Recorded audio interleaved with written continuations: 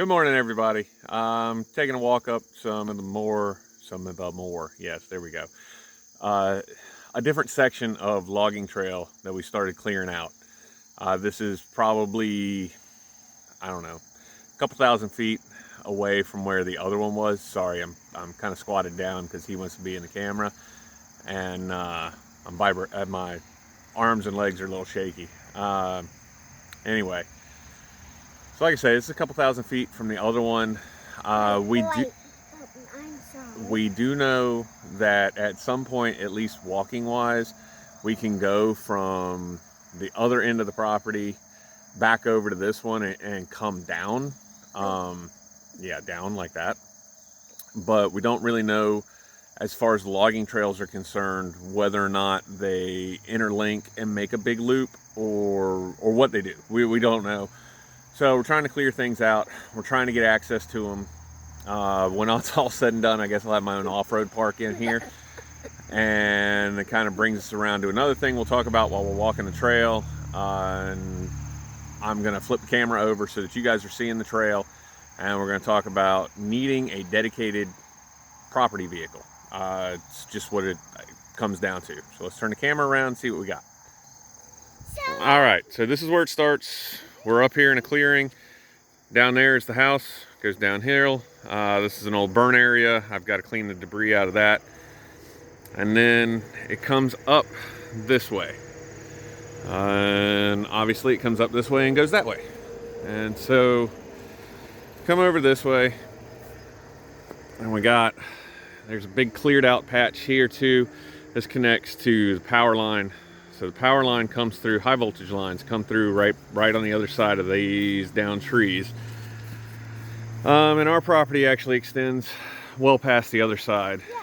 You can see a lot of small growth, a lot of tall grasses. This is stuff we all cut down yesterday, and it's mostly rock and clay underneath. Lots of clay, so everything's slick. Let's see here. So on to a property vehicle. Everybody and their brother is like, you need a UTV. You know, I think that's what they're called. The side-by-sides with the truck beds on them.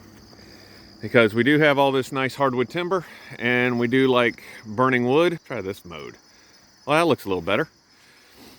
We got a wood stove in the wife's barn.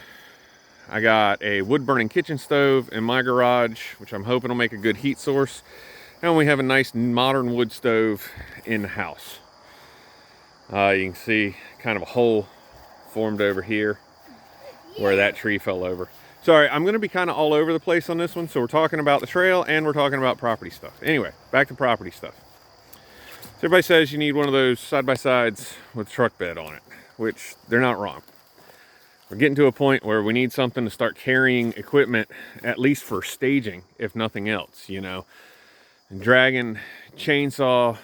I've been using a string trimmer with a power scythe blade on it to knock down most of this stuff, because with the hidden rocks and things, the wood cutting and brush scrub cutting whiz wheel blades that go on them, they're getting chewed up because you can't see the rocks underneath. Well, the UTV stuff is nice in theory. I'm not made of gold or money. And yeah, big rock. The UTVs are really expensive. They just are, even in the used market. And around here in this area of southeastern Ohio, we have a lot of ATV, UTV, side-by-side off-road parks. Like, you can't take your Jeep or anything, but you can take these. So even in my podunk little town, we've got a great big aftermarket sales, modification, factory distribution location. Anyway, all that said, they're too expensive. I can't afford them. That's what it boils down to. They're too expensive. I can't afford it. So I was going to build something. I don't really know what I want to do. I think an older mid-sized truck, like an old Ranger or S10 pickup, or Toyota hardbody, Nissan hardbody, would probably be ideal. But when this maple decided to fall over, it ripped up the trail pretty good. I don't know how well it comes through. Maybe from this angle. Yeah, you can kind of see the height difference here, and the root ball just pulled the ground all the way up. So the trail gets real narrow right here. So this will have to be addressed. Anyway, like I say, 4-wheel drive, mid-sized truck would probably be ideal. With me being 6'4", I used to work on a fleet of vehicles, and in that fleet we had square body S10s, standard cab long bed, and I'm cramped. And I used to own a square body S10 standard cab long bed, and I'm cramped in it. In the fleet, we also had a bunch of the like 92 to 96 Ford Rangers standard cab short beds. Again, I'm cramped in it. So if I get a midsize, it's got to be an extended cab. What I have found based on the other logging trails is my Wrangler. I have a 2010 JK Unlimited, so the 4-door Wrangler. It is actually of a good width and length overall. We need to pause. Hold on a minute. And we're back. Like I said, my JKU is actually pretty ideal. It's got good width, good overall length, good wheelbase for this. But it's really nice. I mean, that truck's low mileage. It's not even got 90,000 miles on it yet. And it's in really good shape. And while I have done a lot of modifications to it for off-roading, it doesn't have tires for this, and it doesn't have a lot of stuff. So I think the ideal thing to do is find, you know, the unicorn of the like $500-600 beater 4-wheel drive, and do it. Again, unfortunately, around here, small rural area, pickings are slim, and prices of used vehicles are high. So that does not work well together. As you can see, we're climbing and climbing and climbing. No, sorry, gang. I am not a spider person, and about walked into. Oh, you're not going to see him. Will it focus? No, you're not going to see him. I about walked into this big guy's web. So this is as far up as we're going, but you can see it steadily climbs up.